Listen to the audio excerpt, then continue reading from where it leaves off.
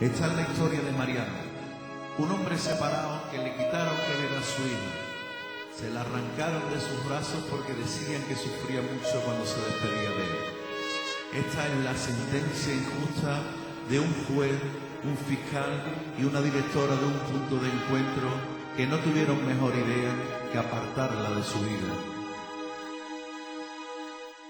Hoy pasaron ya 10 meses que la apartaron de mí. Tanto como la quiero más que a mi vida, me la quitaron en enero. Dios mío, ¿por qué lo haría? Y desde entonces no puedo vivir, me estoy muriendo, no puedo vivir, que me han quitado a mi niña, que era mi rosa y mi vida, era lo que más quería. Rocío, ay mi mirante Rocío, ayúdame a que la vea, que me estoy muriendo en vida, Rocío, y no me deja.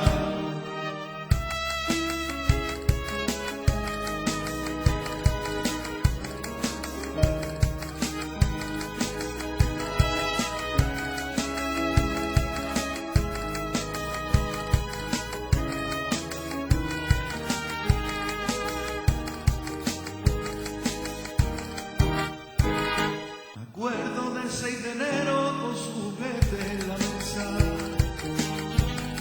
Estaban sus amiguitos, como siempre en ese día, jugando con sus cacharros como si ella estuviera. Y me preguntan y yo no sé qué decir, no le respondo porque no sé qué decir. Y cojo y le doy la vuelta, con lágrimas en los ojos, me escondo que no me vea. Rocío, ay mi nieta Rocío, ayúdame a que la vea, que me estoy muriendo en vida, Rocío, y no me deja. Emitimos desde la sintonía de Antena Huelva Radio, un poquito más de las 11 de la mañana. Es una cita inexorable que tenemos, una cita que también, aparte de Mariano Horta, usted puede ser protagonista, porque habilitamos un teléfono de contacto, el 959-810560, repito, 959-810560. A través de ese número de teléfono puede hacer las oportunas y pertinentes consultas respecto a lo que venimos tratando en este programa. Mariano, ¿qué tal? Hola, buenos días, Buenos Paco. días, hombre.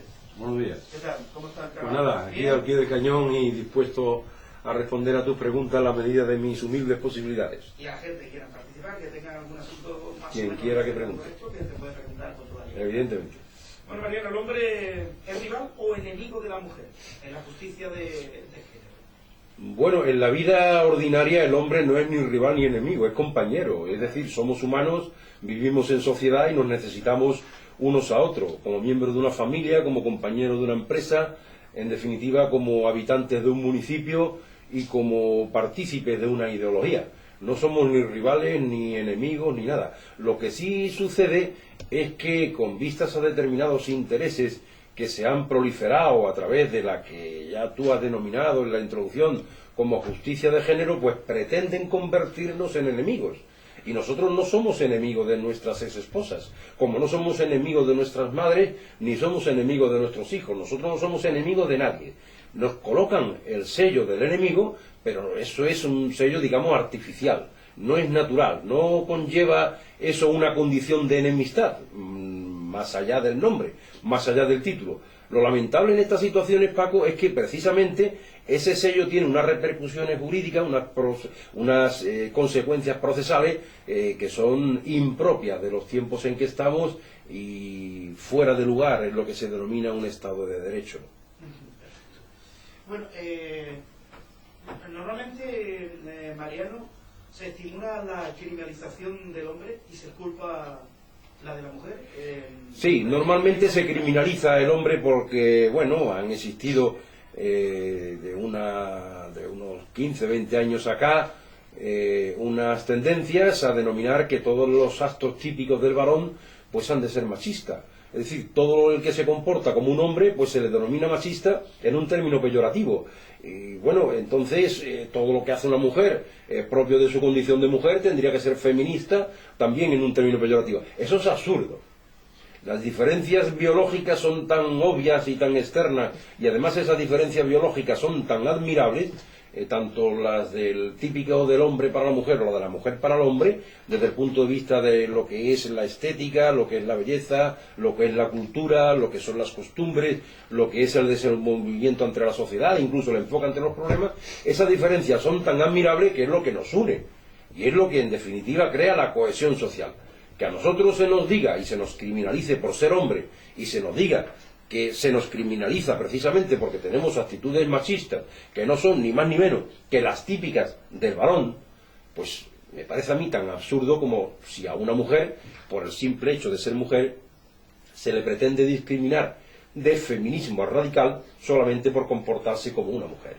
Lamentablemente, esas creencias en relación al hombre, calificadas de machismo, pues conlleva unas consecuencias jurídicas, unas consecuencias penales y procesales que si no existieran no tenía mayor trascendencia, pero precisamente como lo coloca en una situación, digamos, de criminalidad, de potencialidad, de potenciar sus hechos como hechos ilícitos y de naturaleza criminal, es por lo que hay que ser cauto. Mariano, ¿quiénes forman la denominada industria del maltrato? Perdón. La industria del maltrato es un negocio que se ha instaurado en este país y prácticamente en todo el orbe occidental, y tiene que ver precisamente con esto que estamos hablando, con la criminalización del hombre. Se ha dado por denominar que todas las mujeres, prácticamente todas, son potenciales sujetos maltratados, y todos los hombres son en realidad pues sujetos maltratadores. Bajo ese prisma de que el hombre es un maltratador y la mujer es siempre una maltratada, pues se ha creado un negocio, se ha montado una industria, se han creado infinidad de asociaciones que tienen por objeto perseguir al hombre, porque sin ser maltratador se le achaca ser un maltratador solamente porque es interesante para la industria. ¿Y esa industria cómo se desenvuelve? Pues se ha desenvuelto a través de unas líneas de subvenciones que después se han desvirtuado, como últimamente estamos viendo a través de todos los medios de comunicación, sobre todo aquí en Andalucía, una línea de subvenciones para creación de asociaciones contra la violencia de género, asociaciones de género, lucha por la igualdad, asociación por la igualdad, mujeres iguales, mujeres desiguales, casas de acogida, puntos de encuentro, y en definitiva todo un engranaje de centros subvencionados con medios públicos que están íntimamente vinculados a la noción del hombre como machista y en ese sentido como sujeto de desprecio. El principal elemento ideológico del que se nutre esta industria del maltrato son las cifras de mujeres muertas. Es decir, el mayor incentivo para el negocio de la industria del maltrato, lo que justifica la existencia de esta industria, y de alguna forma, perdón, hay un teléfono funcionando que es el mío, lo voy a apagar, perdón. Al que pueden llamar el 959-810560, porque si quieren hacer alguna consulta, si han vivido algún caso que quiera contar a Mariano Horta, un caso que él pudiera resolver, pues también está abierto para poder contestar las preguntas. Estamos diciendo sobre esta industria, este negocio, Mariano. La industria del maltrato se nutre principalmente de una fuente informativa como son los escándalos de las noticias de telediario resultado de las mujeres muertas. Esto es lamentable, evidentemente. No tiene por qué haber mujeres muertas, ni hombres muertos, ni niños muertos. Es decir, es ilegítimo que nadie mate a nadie, ni nadie agreda a nadie, ni nadie, pues en definitiva, atente contra la integridad física de nadie. Pero este elemento del número de mujeres muertas que con tanto énfasis se publica continuamente, no se publica en cambio el de hombres fallecidos, pero sí el de mujeres muertas, es el principal incentivo justificante de la industria del maltrato. Y en base a precisamente acabar o eliminar con estas cifras de mujeres víctimas a manos de sujetos que en un momento dado pues pierden el control de sus actuaciones, en base a estas cifras escandalosas, es en la que se manifiesta, vive y se nutre la industria del maltrato.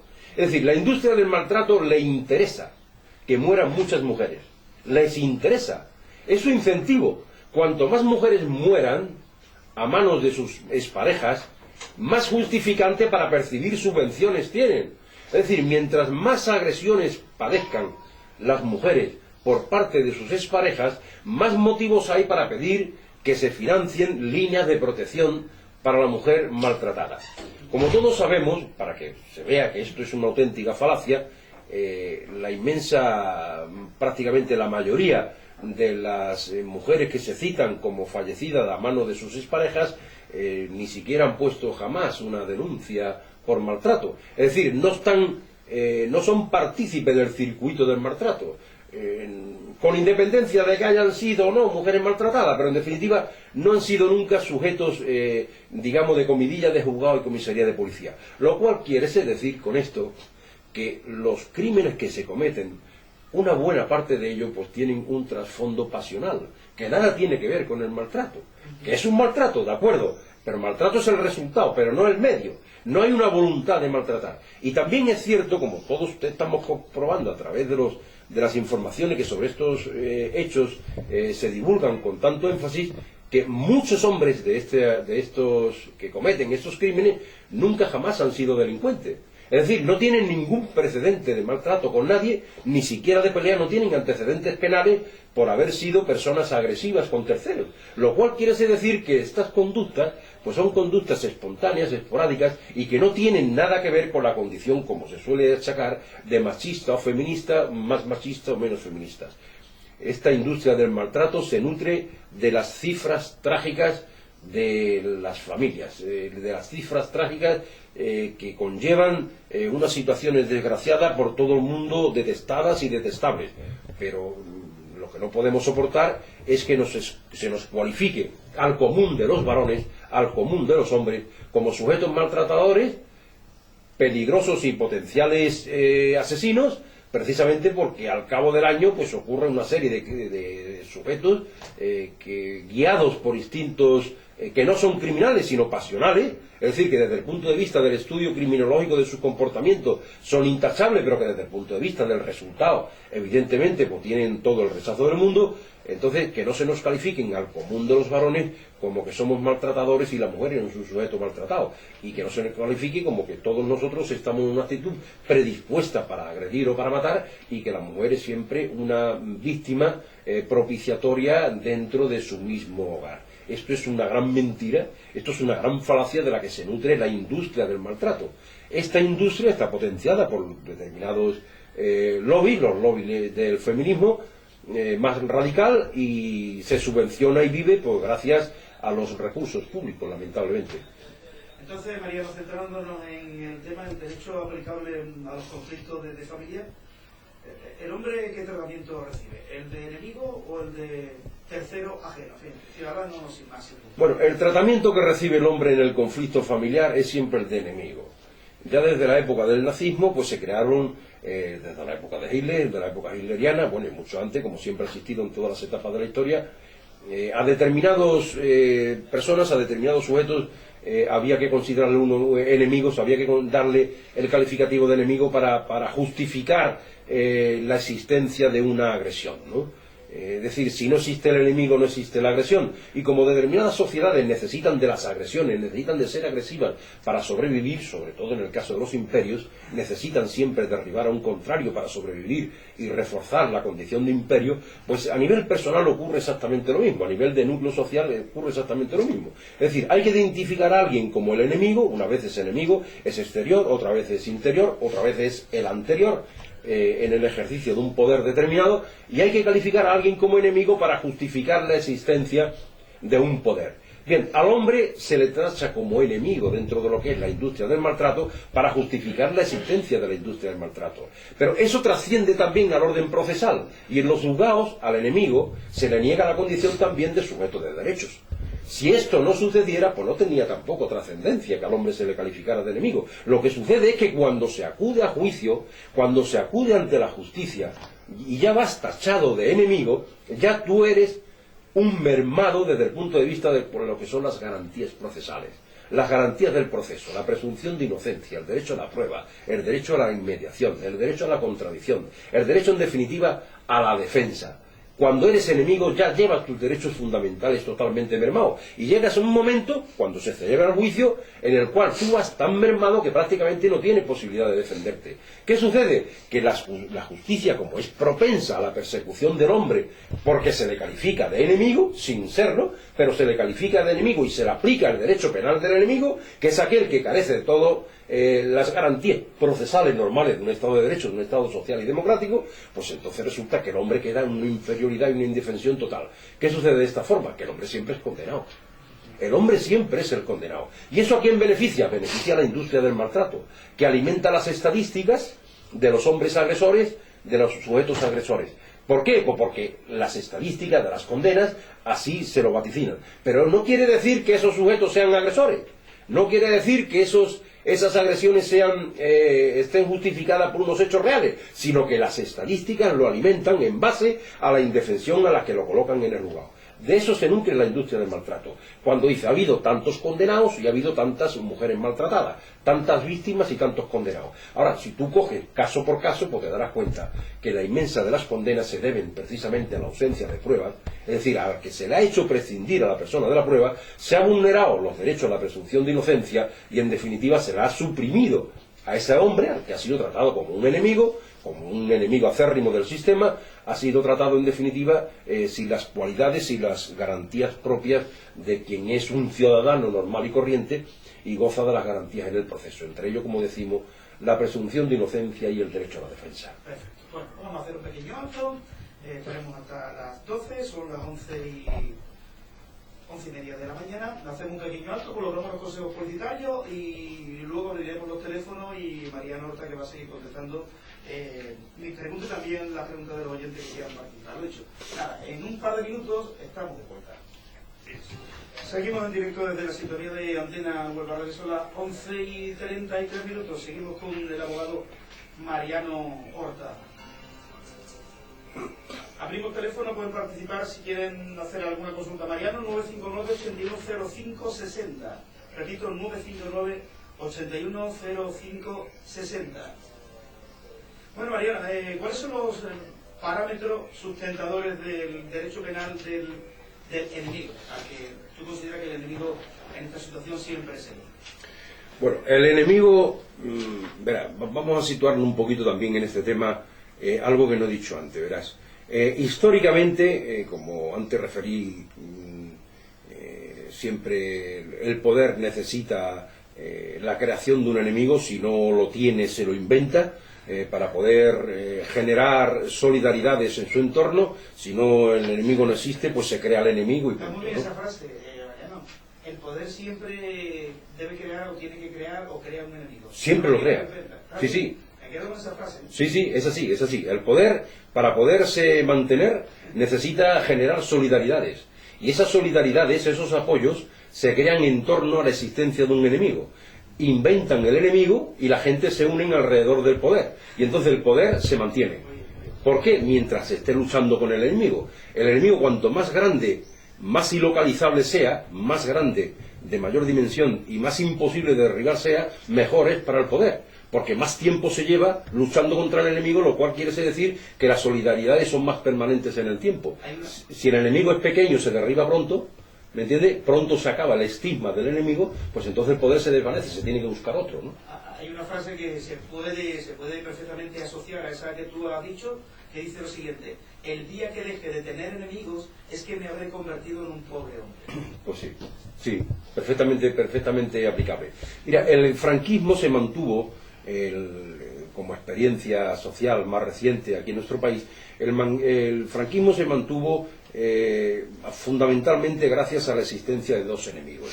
Uno era el comunismo y otro era la masonería. Es decir, a los comunistas había que perseguirlo porque eso era la antesala del mal, desde el punto de vista religioso, desde el punto de vista social, desde el punto de vista cultural. Es decir, al comunismo había que combatirlo.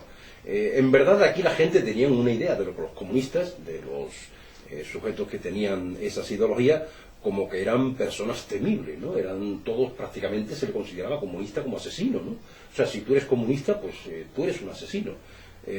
Si eres de la masonería, pues entonces eres un zorro despreciable y entonces pues vives también, has de vivir perseguido. Entonces tienes mucho poder y hay que derribarte. A la masonería nunca se le logró derribar, y el comunismo pues lo derribó la historia, pero no los enemigos. Fue la historia quien convenció de que aquellas doctrinas eran inviables. Bueno, pues aquí en la época del franquismo existían esos dos enemigos, el comunismo y la masonería. En la época actual, actualmente, desde el punto de vista económico, nuestros enemigos actualmente son las primas de riesgo, son el imperio americano y digamos, las políticas económicas europeas impuestas por Alemania, desde el punto de vista económico. Pero desde el punto de vista social, enemigos nuestros enemigos interiores, son los hombres. El enemigo interior es el maltrato, y el hombre como causante del maltrato. Es decir, hay una conciencia social, digamos, alrededor de la lucha contra el maltrato, identificando a que todos los hombres son maltratadores. Y eso es una inventiva, eso es mentira. Eso es una canallada mentira. Y alrededor de esa mentira, pues se han creado juzgados de violencia de género y todas las asociaciones, todo este tipo de industria del maltrato que nos hemos inventado. Hay que derribar el maltrato. Mire usted, con el maltrato no se acabará jamás en la vida. Y el maltrato que se dice que es maltrato, nunca, porque además no existe. El maltrato es residual. No es general, es residual. Existió, existe y existirá. Porque eso tiene que ver precisamente con las condiciones de las personas.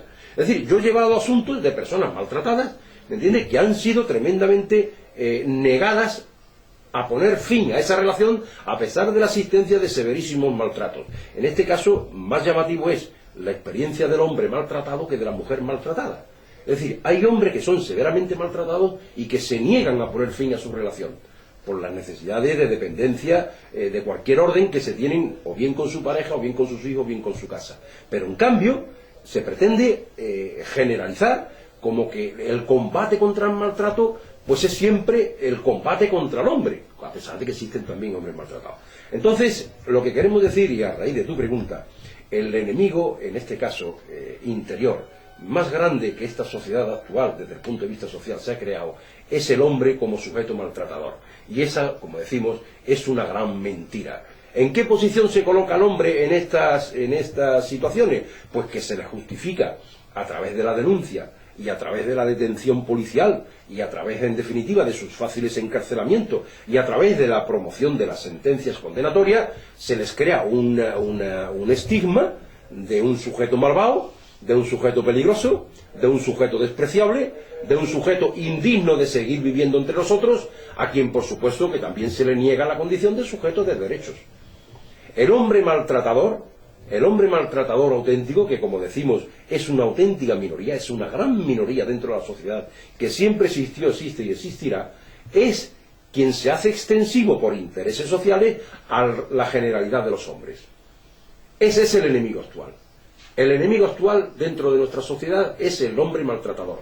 Se publican las denuncias, se publican las sentencias, se publica el número de muertes de mujeres muertas y en definitiva se magnifica toda esta serie de hechos reales, que la inmensa mayoría de ellos son inventados, como se inventaba la peligrosidad del comunista, o se inventaba la peligrosidad del americano, o se inventa la peligrosidad del masón. Y entonces ahora se han inventado, en esta nueva sociedad, se ha inventado la peligrosidad del maltratador, y resulta que aquí los hombres nos hemos quedado todos en la indefensión ante una justicia que es de género y ante unos grandes negocios que son los que venimos denominando industria del maltrato, y se nos ha dejado totalmente relegado como sujetos de derechos, como ciudadanos en sí.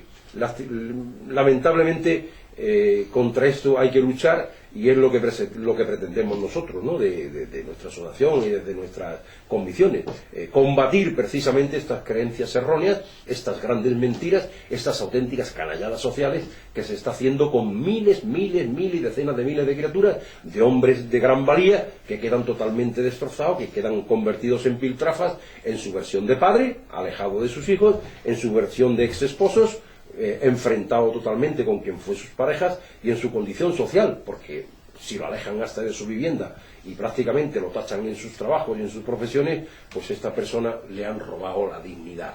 la dignidad se la han robado. Por unos hechos que son artificiales, que es la condición de maltratador. Condición artificial. ¿En los conflictos qué papel juega cada sujeto? ¿Perdón? En estos conflictos qué papel juega cada sujeto? Bueno, en estos conflictos pues cada sujeto juega evidentemente un papel muy determinado. Verás, el conflicto normalmente, este conflicto del maltrato, sea real o sea ficticio, siempre acaba en el juzgado. Con lo cual quiere decir que hay ya una parte de la justicia que se nutre de este tipo de conflictos. Hay cientos de jueces que viven de esta profesión. Hay cientos de abogados que viven de esta profesión. Hay cientos de procuradores que viven de esta profesión. Hay cientos de psicólogos, asistentes sociales que viven de esta profesión. Es decir, de la erradicación del maltrato. Pero no de la erradicación del verdadero maltrato, que eso no lo va a erradicar nadie. Sino de la erradicación del falso maltrato, que eso no se va a erradicar nunca.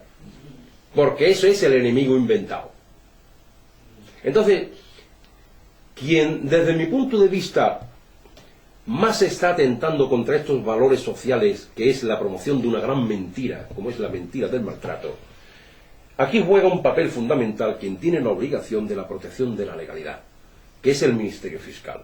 El Ministerio Fiscal se dedica a acusar sin sentido, por una sola denuncia, por un solo elemento indiciario, por muy vago que sea, de la existencia de un ilícito que se llama penal. Ilícito que no debería ni siquiera de serlo, porque es normal que dos personas que conviven tengan que discutir. Por discutir un hombre contra una mujer ya se ha considerado un ilícito para el hombre, no para la mujer. Es decir, lo que se llama faltar al respeto, pues ya es una actitud que se dice vejatoria, en expresiones que son totalmente irrisorias en cuanto a su cualificación, pero que podríamos entrar en detalle de qué tipo de expresiones son consideradas, en este caso como vejatorias o quebrantadoras de determinadas medidas cautelares de comunicación o de alejamiento. En definitiva, aquí hay una serie de sujetos que viven de este negocio, que potencian este negocio, que incrementan los rendimientos de este negocio, que sustentan este negocio y están interesados en el mantenimiento de este negocio. Y es toda esta amalgama de la justicia, incentivada por el Ministerio Fiscal, que debería de ser el primero que debería de erradicar estas conductas. El primero que debería erradicar esta conducta es el Ministerio Fiscal. Ya en su definición en la propia Constitución española ya define que la función del Ministerio Público es la promoción de la legalidad y la defensa de los intereses ciudadanos. En definitiva, la tutela de los derechos fundamentales. Todo lo que se hace por parte del Ministerio Público en estos procesos es lo contrario. Se tutela la mentira, se tutela el engaño, se tutela la denuncia falsa, se promociona someter al hombre a ser ciudadano sin derechos. Se le cualifica por parte del Ministerio Fiscal de un sujeto peligroso sin serlo, y se le pide una serie de penas y una serie de condenas futuras que a esta persona, que no está habituada a entrar en el circuito judicial, pues queda prácticamente desquiciado solamente por las acusaciones que contra él se vierten. Nosotros estamos acostumbrados a ver escritos de acusación en los que se piden 5, 6 o 7 años de cárcel sin que ni siquiera exista un parte médico, y 8 años de prisión sin que exista un parte médico, y se califica de maltratador habitual, maltrato físico habitual. Oiga, pero si no hay ni un parte médico, no hay ni un testigo, no hay ni un hematoma, no hay ni siquiera una erosión de piel, ¿cómo puede usted calificar esta conducta o esta actitud de este señor en relación a su familia como maltratador físico habitual, si no existe ni siquiera un parte médico? Tenemos documental. Esto que estoy afirmando aquí a través de la radio, tengo documental. Como tengo documental, la puedo aportar si alguien lo desea, con muchísimo gusto. Se le aporta la documental, acreditativa de que por parte del Ministerio Fiscal se ejercen acusaciones infundadas, acusaciones temerarias. Este es uno de los sujetos, en este caso, pues más estas actuaciones del Ministerio Fiscal es uno de los sujetos más reprobables que yo entiendo que existen dentro de este contubernio de la industria del maltrato. Después está también la actitud del juez, que por condiciones generales pues es proclive también a la condena del hombre, precisamente porque solamente con la manifestación de la mujer pues ya considera que es suficientemente elemento de juicio para que en definitiva desaparezcan las garantías típicas de la presunción de inocencia. Y entonces, cuando no existen pruebas, pues estamos leyendo sentencias tan asombrosas como que, por ejemplo, se condena en conciencia. Dice el juez, yo condeno en conciencia. ¿En conciencia? ¿Sin prueba? Sí, sin prueba, pero condeno en conciencia. Es decir, me creo lo que me dice el Ministerio Fiscal y me creo lo que dice, en este caso, la denunciante. Oiga, que esta denunciante ya ha puesto 30 y tantas denuncias. Y de las 30 y tantas denuncias resulta que a lo mejor la inmensa mayoría, este hombre pues ha sido absuelto y se han archivado, o se han sobreseído, en definitiva, esas denuncias, precisamente porque se ha comprobado que era falsa. No, pues en este caso yo me lo creo. Se lo cree y dice que condena en conciencia. Mire usted, en conciencia no se puede condenar. En conciencia se absuelve. Esto me refiero al papel que juega el juez. Ya hemos hablado del Ministerio Fiscal como incentivador del conflicto. Ahora viene el juez. El juez como como sustentador de este conflicto, dicta sentencias condenatorias en conciencia. Tengo documental, Tengo documental y abundante documental. Dicta en conciencia. Mire usted, en conciencia usted absuelva. No me creo las acusaciones. Yo en conciencia absuelvo. No me las creo, en conciencia. Pero en conciencia usted no puede condenar. Usted para condenar necesita pruebas. No me creo su conciencia. No confío en su conciencia. Es digna de desconfianza la condena en conciencia. En conciencia es creíble la absolución, pero no la condena. Este es otro de los sujetos que juegan aquí estas formas, estas prácticas procesales que juegan aquí a favor de la incentivación y del engrandecimiento de esta industria del maltrato. Y después pues hay otros sujetos que también interesados, como son los abogados. Existe una asociación que se llama Asociación de Mujeres Juristas Temis, que recibe unas buenísimas subvenciones, Asociación Mujeres Juristas Temis, así es como se llama, que está cualificada precisamente, identificada con la persecución del hombre, y que procura por todos los medios pues el exterminio del hombre, el exterminio del hombre como género y del padre como especie. Se llama Asociación de Mujeres Juristas Temis. Está implantada en toda la geografía nacional y reciben millones y millones de euros al cabo del año de subvenciones. Quiere decir que se les incentiva la persecución del hombre solamente porque se presupone que es un maltratador, no porque esté acreditado, sino porque se le presupone e interesa esta industria. Entonces aquí hay también una rama de la abogacía que desde mi punto de vista deja mucho que desear en los aspectos éticos y morales.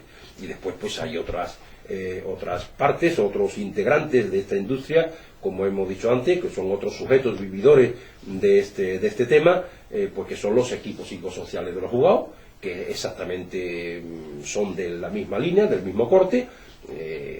Yo concretamente aquí en Andalucía durante mucho tiempo ha estado implantada una asociación que se llamaba Asociación de Mujeres Violadas, AMUVI, Asociación de Mujeres Violadas. La encargada Ángeles Sepúlveda, la responsable de esta asociación, con sede en Sevilla, en la calle de Blas Infante, en el número 2, enfrente al recinto ferial. Allí ha estado esta Asociación de Mujeres Violadas, y la Asociación de Mujeres Violadas se le dedicaba, pues fíjese usted, a algo tan extramuros de la realidad como es emitir dictámenes del comportamiento de los padres con respecto a sus hijos en las entregas y recogidas en los puntos de encuentro. Oiga, ¿y eso qué tiene que ver con las violaciones de las mujeres? ¿Usted por qué se dedica a emitir dictámenes para juzgados acerca de cómo es el padre en relación con sus hijos en la entrega a la madre o en la recogida a la madre? ¿Eso qué tiene que ver? Pues nada, pues la Junta de Andalucía le subvencionaba a la Asociación de Mujeres Violadas estos fenómenos, estos centros, estos sitios, y la Asociación de Mujeres Violadas pues ha sido prácticamente el paradigma de todo este tipo de industria del maltrato aquí en Andalucía. Junto con estos centros, de estos sujetos también interesados en esta misma asociación de mujeres violadas, esta misma asociación creó lo que se llamaban los SABAs.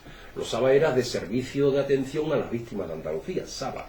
Bueno, pues estos SABAs estaban implantados también en todas las sedes judiciales de provincia de toda Andalucía. ¿A base de qué? Pues a base también de unos concursos, de unas asignaciones directas, no asignaciones en concurso, sino a base de asignaciones directas con muy ricas subvenciones de cientos miles de euros. ¿Para qué? Para que atendieran a las víctimas en los juzgados. Normalmente en los juzgados a la víctima en realidad quien lo tendría que atender pues sería el juez, el fiscal, el abogado, la psicóloga. Bueno, pues esta asociación pues creaba lo que se llaman los centros SABA, las oficinas del SABA, en todas las sedes judiciales, y se dedicaba a atender a la víctima. ¿En qué consistía la atención a la víctima? Pues precisamente en incrementarle la conciencia de que debería de denunciar más a su marido, a su ex esposo, a su padre o al padre de sus hijos, que incrementara las denuncias, que aumentara las denuncias, que se inventara la peligrosidad del individuo. Eso era la ayuda que se le hacía, que se venía haciendo y que se sigue haciendo. Pues entonces, claro está, en este estado de cosas, perfectamente documentadas, están perfectamente documentadas. Tengo documentación de todo esto, no estoy hablando en la teoría porque lo haya leído en los periódicos. Yo tengo amplia documentación de los SABAS, de la Asociación de Mujeres Violadas, de los dictámenes que hacen estas asociaciones con respecto a los padres que entregan o recogen a los hijos en los puntos de encuentro, sobre todo en Sevilla. Tengo perfectamente documentado quién es doña Ángeles Sepúlveda, que ha sido, junto con su hermana Carmen Sepúlveda, que era abogada, la presidenta de esta Asociación de Mujeres Violadas, y tengo perfectamente documentado todos estos temas que estamos hablando. Entonces, lógicamente, con este engranaje empresarial montado alrededor de un hombre a quien se le tacha de maltratador, fíjate la cantidad de personas que ya se ganan la vida persiguiendo a este hombre. Pues es lógico que todas estas personas, desde el juez, desde el fiscal, desde la abogada de TEMI, desde la del punto de encuentro, desde la casa de acogida, tal y cual, todas estas personas están interesadas que las estadísticas anuales de mujeres muertas no sea de 60, que sea de 600. Interesa que mueran 600 mujeres. ¿Para qué? Para justificar su existencia y mantener su imperio, para justificar su negocio. No se conforman con 60, quieren 600. Y para que en vez de haber 60, que haya 600, ¿qué es lo que hacen? Pues se le asfixia al hombre y se le pone en situaciones extremas para que pierda la cabeza, pierda el control de sus actos y en definitiva cometa las irracionalidades que muchas veces se cometen.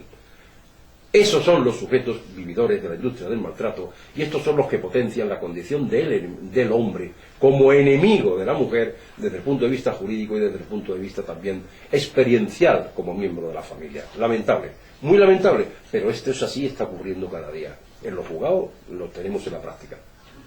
¿Y cuáles son las garantías jurídico-penales que caracterizan la actuación procesal del amigo en contraposición al enemigo? Pues muy sencillo. Mira, un hombre para poderse defender de una acusación de maltrato necesita 100 de pruebas, que después probablemente ni siquiera se las admitan.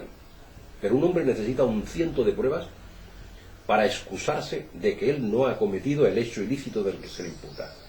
En principio, en la teoría del derecho, el denunciado no tiene que demostrar que él no ha hecho un hecho, que él no ha sido el autor del hecho. Es quien denuncia quien tiene que demostrar. Es decir, la carga de la prueba no puede revertir sobre el denunciado, sobre quien hay que presumir inocente. La carga de la prueba tiene que revertir sobre quien denuncia, que es quien tiene que acreditar que los hechos sucedieron. Bueno, pues con esta carga, la carga de la prueba revierte sobre el denunciado en la justicia de género. Es decir, a quien denuncia no se le exige que demuestre que los hechos acaecieron. Es al denunciado a quien se le exige que demuestre que los hechos no sucedieron. Es decir, usted es culpable mientras no se demuestra lo contrario, lo que existía en las épocas arcaicas del derecho. Usted es culpable solamente porque se le ha denunciado. Mientras no se demuestra lo contrario, usted es culpable. No, mire usted, los estados de derecho modernos, las constituciones modernas dicen que usted es inocente, mientras no se demuestre lo contrario. Usted debe ser tratado en el juzgado como inocente. Y es quien acusa quien tiene que aportar la carga de la prueba. Pues mire usted, ya con esta gran diferencia de trato que existe entre el denunciante y el denunciado, ¿me entiende? La supuesta víctima, la inventada víctima y el supuesto maltratador, pues aquí hay una diferencia abismal desde el punto de vista de lo que es la cualificación procesal del individuo. Aquí se llega a una situación de inferioridad tan total y tan absoluta que, claro está, con estas presunciones de veracidad de la denunciante y con esta presunción de mentira de quien se defiende, con estas presunciones pues es facilísimo condenar.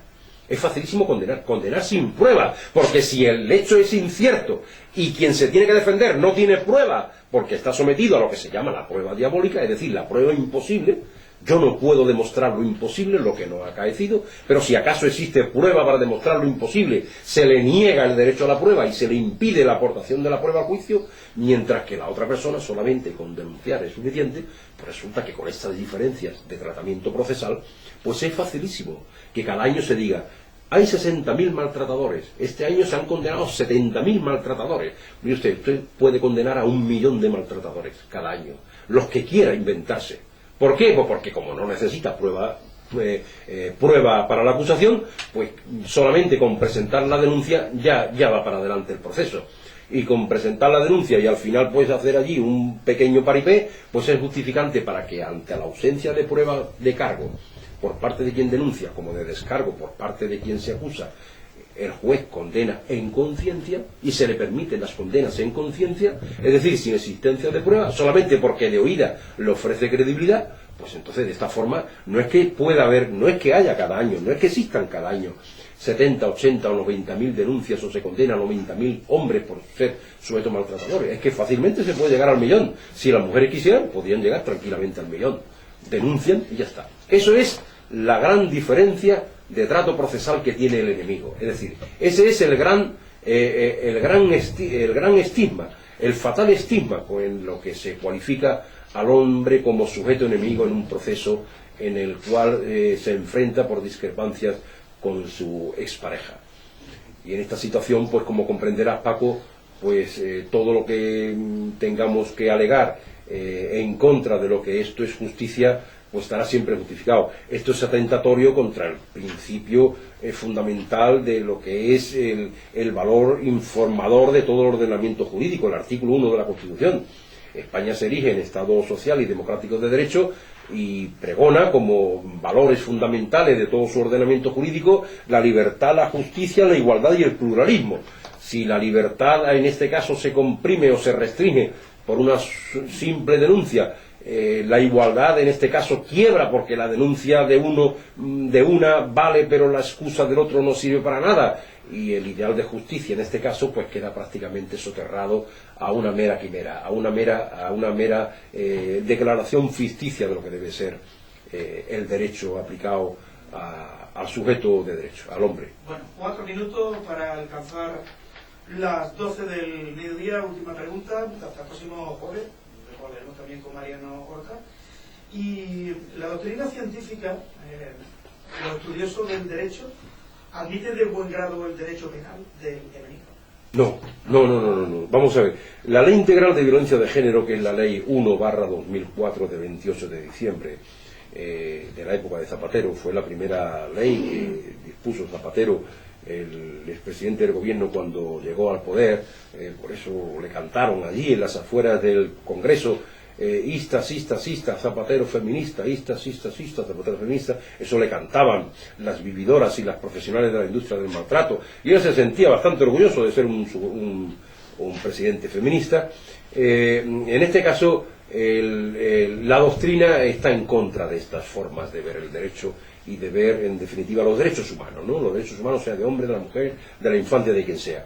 La doctrina está totalmente en contra. Y no solamente esté en contra la doctrina, digamos, la científica, la de los autores, ¿no? La de los catedráticos, la de los escritores, la de los estudiosos, la de los profesionales del derecho.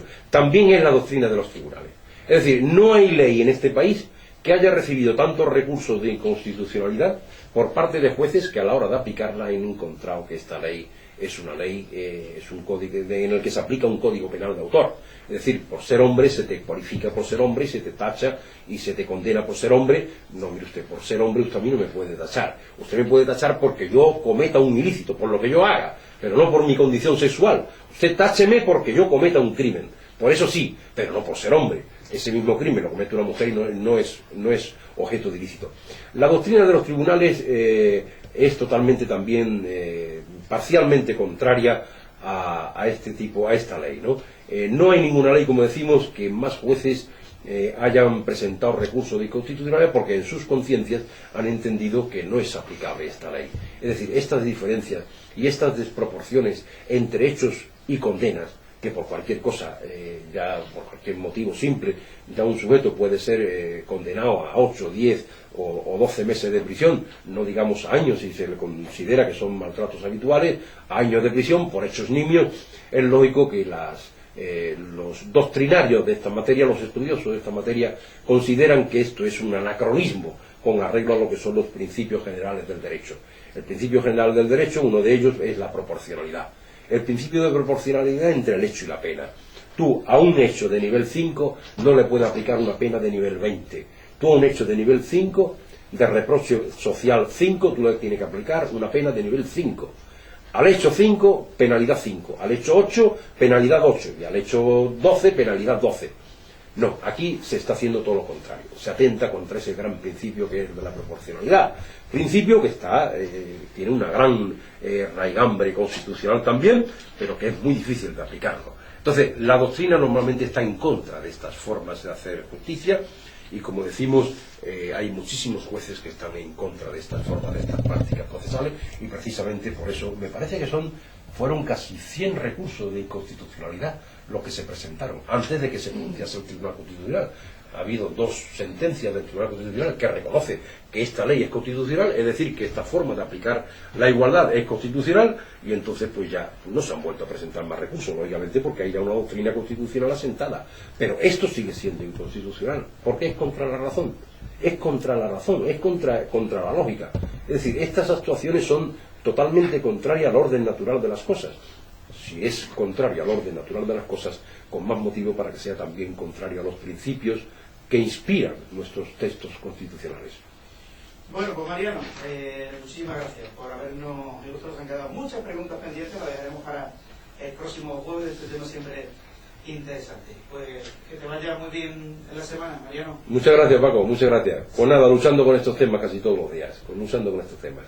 Muy bien, ahora se cometerá también muchas injusticias, probablemente haya muchos hombres justamente en la cárcel por pruebas falsas, ¿no? Y lo has vendido en tus propias carnes y tienes documental, como tú siempre. Evidentemente, de todo lo que digo tengo documental. De todo, de todo. Por jueves a las 11 de Bordeaux, Mariano. Muy bien, gracias Paco, gracias por esta oportunidad. Muchas gracias.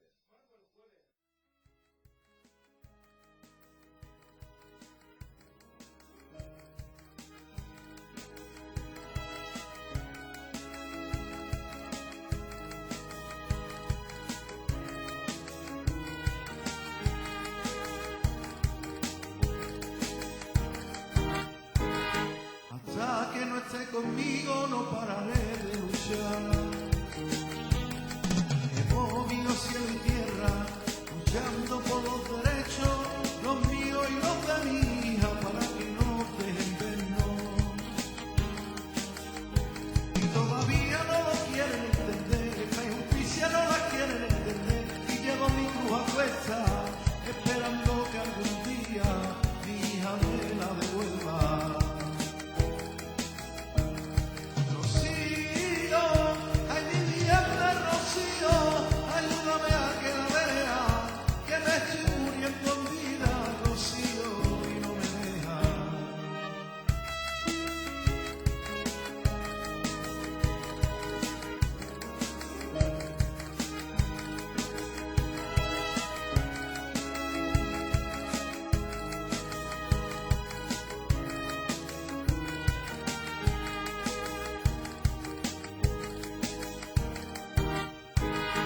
Prefiero morir de pie a vivir arrodillado. Me conocen por Papa Huelva, porque en Huelva yo nací, y lucho por esos padres que les pasa como a mí. Y quiero ser la voz de esos niños también, a los que sus papás nunca le dejan ver, esos niños indefensos que la justicia maltrata.